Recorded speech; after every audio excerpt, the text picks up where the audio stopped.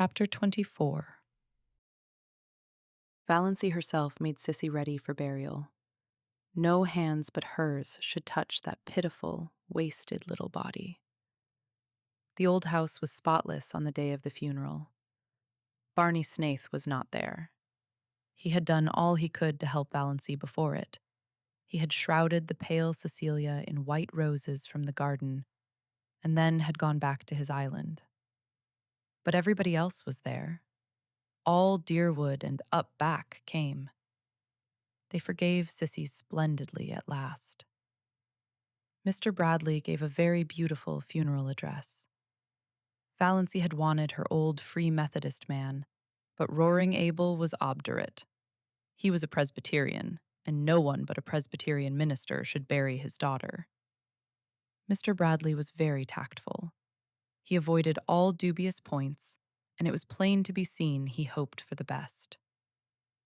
6 reputable citizens of Deerwood bore Cecilia Gay to her grave in decorous Deerwood Cemetery. Among them was Uncle Wellington. The Stirlings all came to the funeral, men and women. They had had a family conclave over it.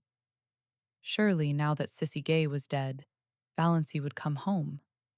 She simply could not stay there with Roaring Abel. That being the case, the wisest course, decreed Uncle James, was to attend the funeral, legitimize the whole thing, so to speak. Show Deerwood that Valancy had really done a most creditable deed in going to nurse poor Cecilia Gay, and that her family backed her up in it. Death, the miracle worker, suddenly made the thing quite respectable. If Valancy would return to home and decency, while public opinion was under its influence, all might yet be well. Society was suddenly forgetting all Cecilia's wicked doings and remembering what a pretty, modest little thing she had been. And motherless, you know? Motherless. It was the psychological moment, said Uncle James. So the Stirlings went to the funeral. Even Cousin Gladys's neuritis allowed her to come. Cousin Stickles was there, her bonnet dripping all over her face, crying as woefully as if Sissy had been her nearest and dearest. Funerals always brought Cousin Stickles's own sad bereavement back.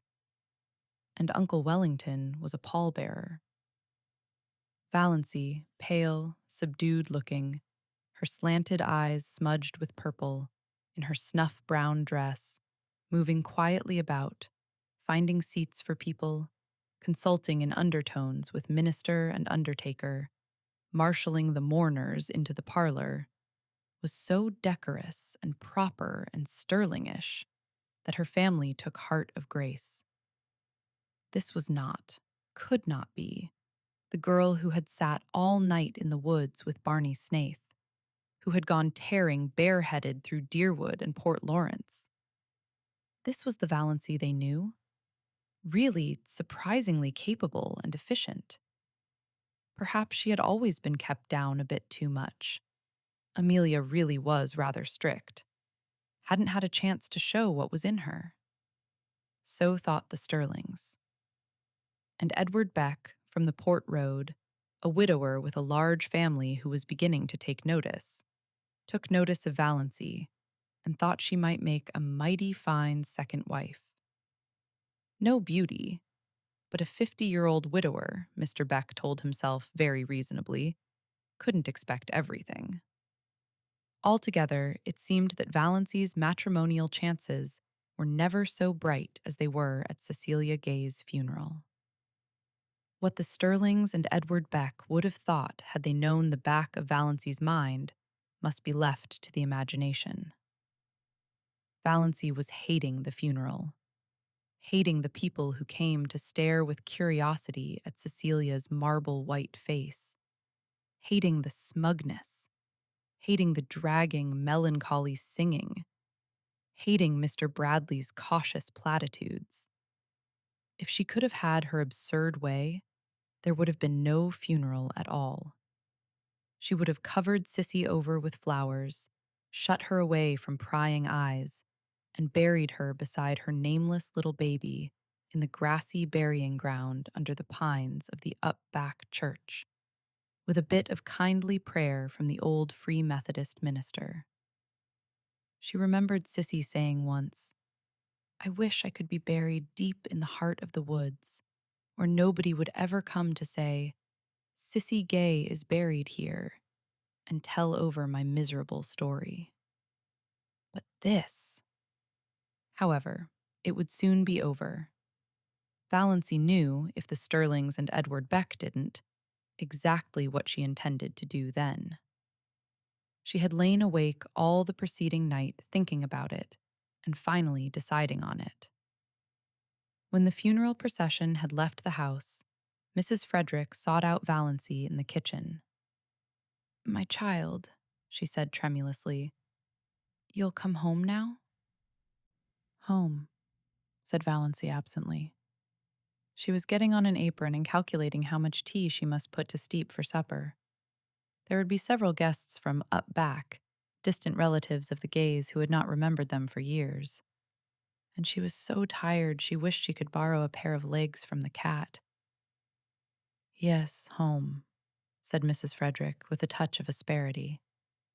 "I suppose you won't dream of staying here now, alone with roaring Abel."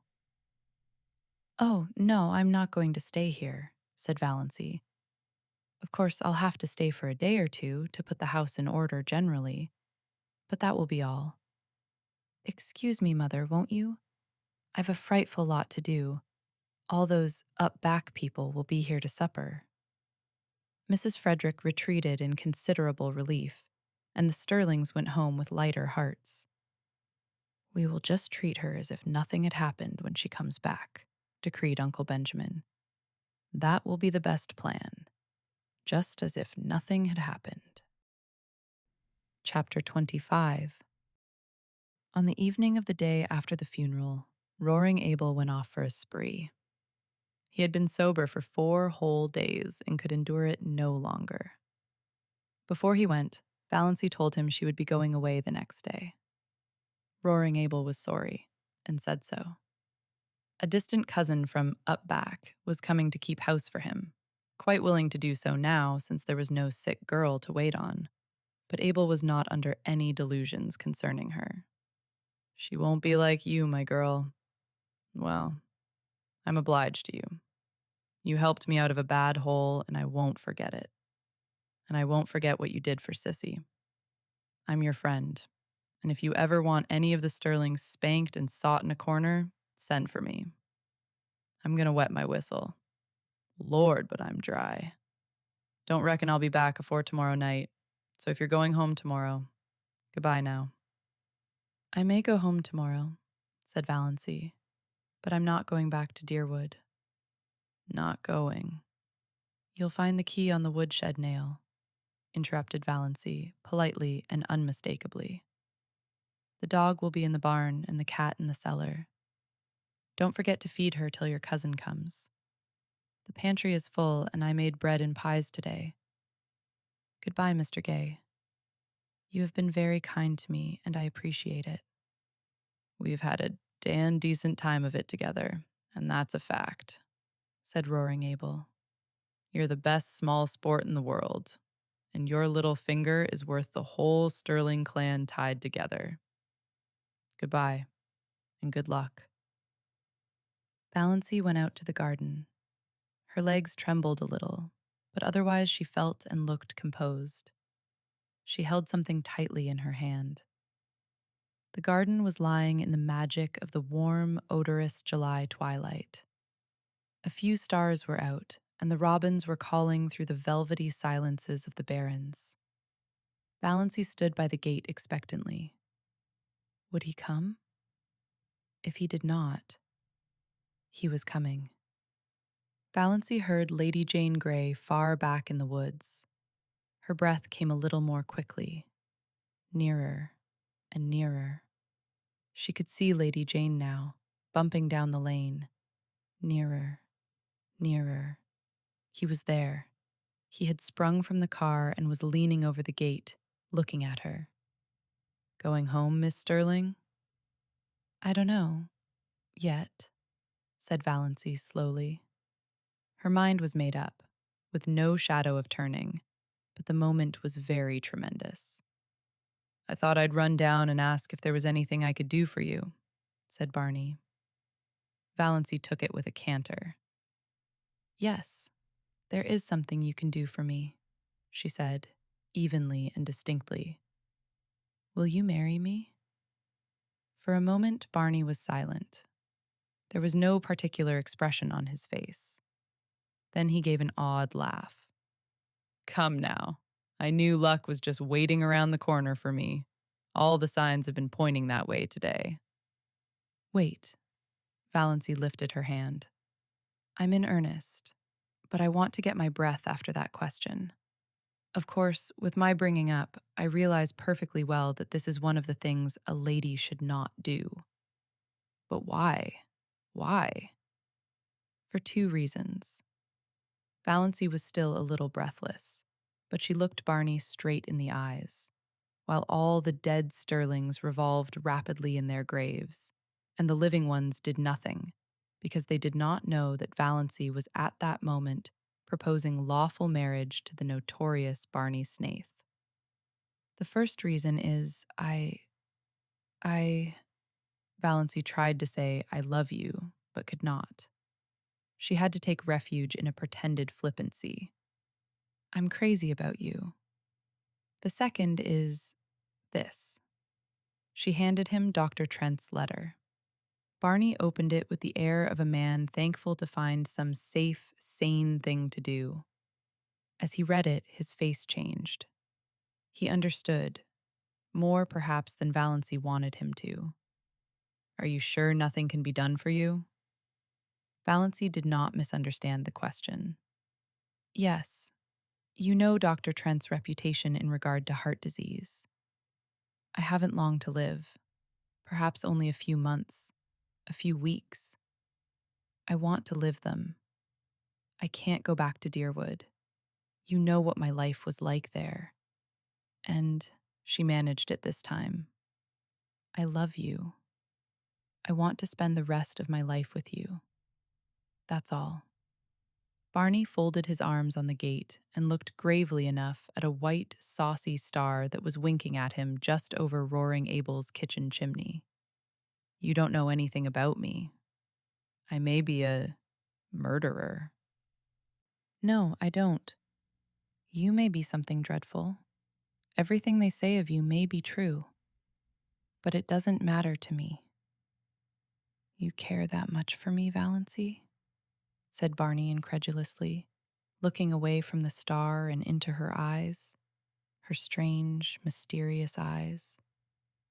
I care that much, said Valancy in a low voice. She was trembling.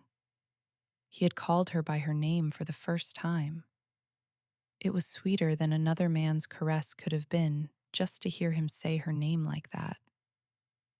If we are going to get married, said Barney, speaking suddenly in a casual, matter-of-fact voice, some things must be understood.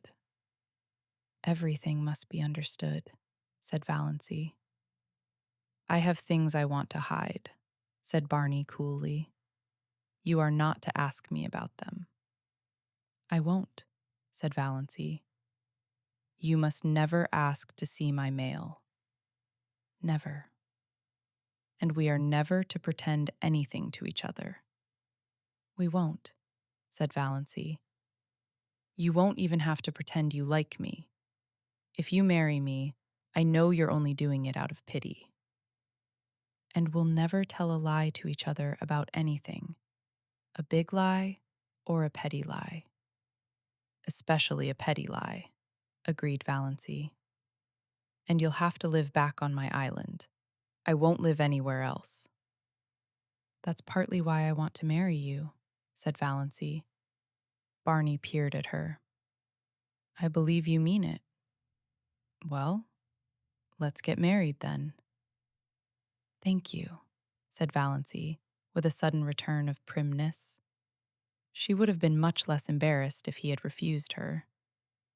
I suppose I haven't any right to make conditions, but I'm going to make one. You are never to refer to my heart, or my liability to sudden death. You are never to urge me to be careful. You are to forget, absolutely forget, that I am not perfectly healthy. I have written a letter to my mother. Here it is. You are to keep it. I have explained everything in it. If I drop dead suddenly, as I likely will do, it will exonerate me in the eyes of your kindred from the suspicion of having poisoned you, said Barney with a grin. Exactly. Valancy laughed gaily. Dear me, I'm glad this is over. It has been a bit of an ordeal. You see, I'm not in the habit of going about asking men to marry me. It is so nice of you not to refuse me, or offer to be a brother. I'll go to the port tomorrow and get a license. We can be married tomorrow evening. Dr. Stalling, I suppose? Heavens, no, Valancy shuddered. Besides, he wouldn't do it. He'd shake his forefinger at me and I'd jilt you at the altar. No, I want my old Mr. Towers to marry me. Will you marry me as I stand? Demanded Barney. A passing car, full of tourists, honked loudly. It seemed derisively. Valancy looked at him. Blue homespun shirt, nondescript hat, muddy overalls, unshaved. Yes, she said. Barney put his hands over the gate and took her little, cold ones gently in his. Valancy, he said, trying to speak lightly. Of course I'm not in love with you. Never thought of such a thing as being in love. But, do you know, I've always thought you were a bit of a dear. Chapter 26. The next day passed for Valancy like a dream. She could not make herself or anything she did seem real. She saw nothing of Barney, though she expected he must go rattling past on his way to the port for a license. Perhaps he had changed his mind. But at dusk, the lights of Lady Jane suddenly swooped over the crest of the wooded hill beyond the lane. Valancy was waiting at the gate for her bridegroom. She wore her green dress and her green hat because she had nothing else to wear. She did not look or feel at all bride-like. She really looked like a wild elf strayed out of the greenwood. But that did not matter. Nothing at all mattered except that Barney was coming for her.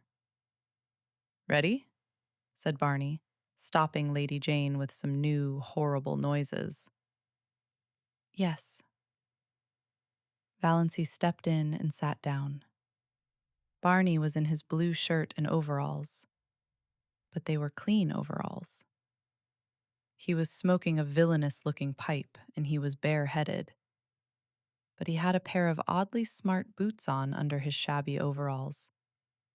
And he was shaved. They clattered into Deerwood and through Deerwood and hit the long, wooded road to the port. Haven't changed your mind? Said Barney. No. Have you? No.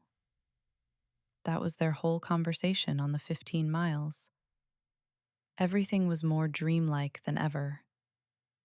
Valancy didn't know whether she felt happy or terrified or just plain fool.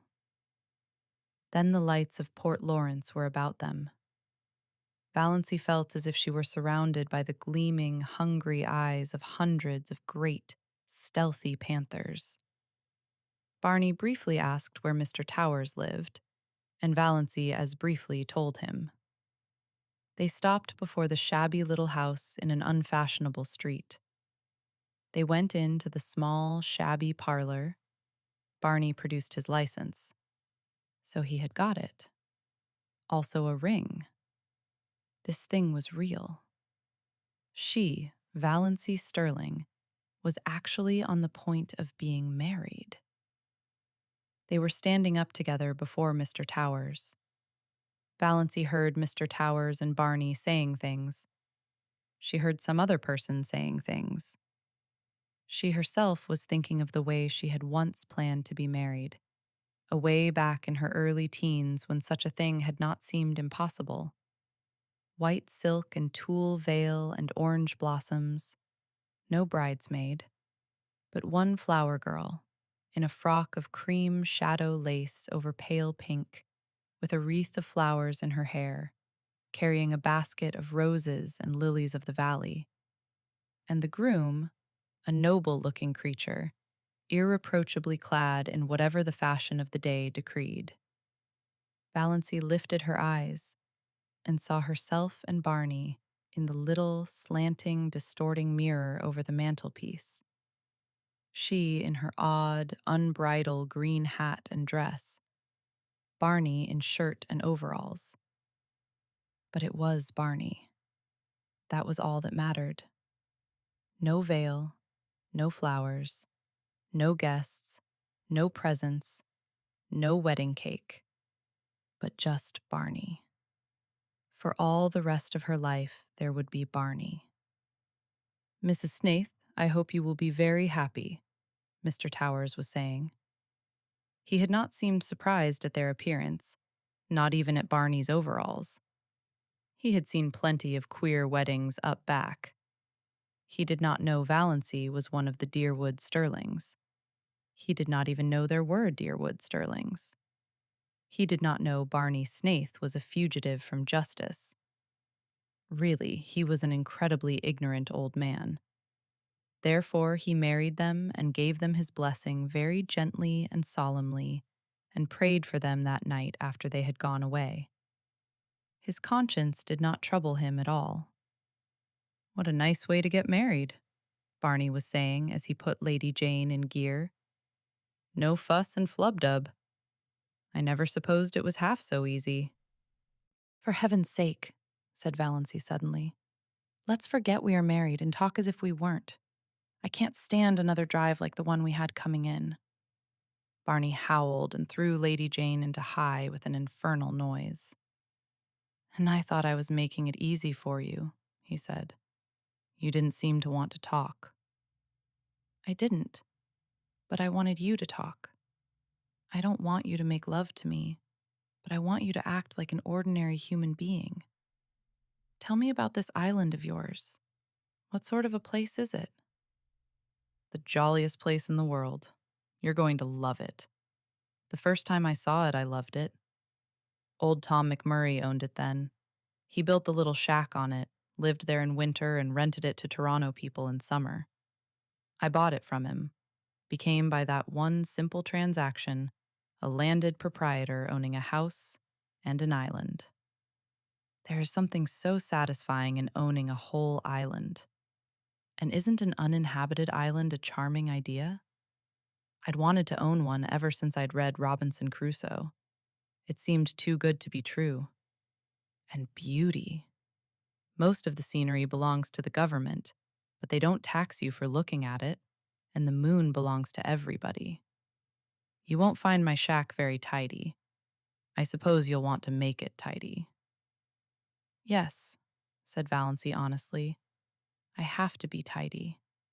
I don't really want to be, but untidiness hurts me. Yes, I'll have to tidy up your shack."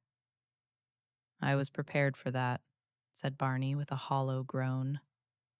"But," continued Valancy relentingly, "I won't insist on your wiping your feet when you come in." "No, you'll only sweep up after me with the air of a martyr," said Barney. "Well, anyway, you can't tidy the lean-to. You can't even enter it. The door will be locked, and I shall keep the key." "Bluebeard's chamber," said Valancy.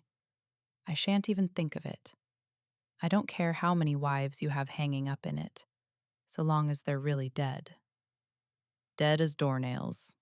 You can do as you like in the rest of the house. There's not much of it, just one big living room and one small bedroom.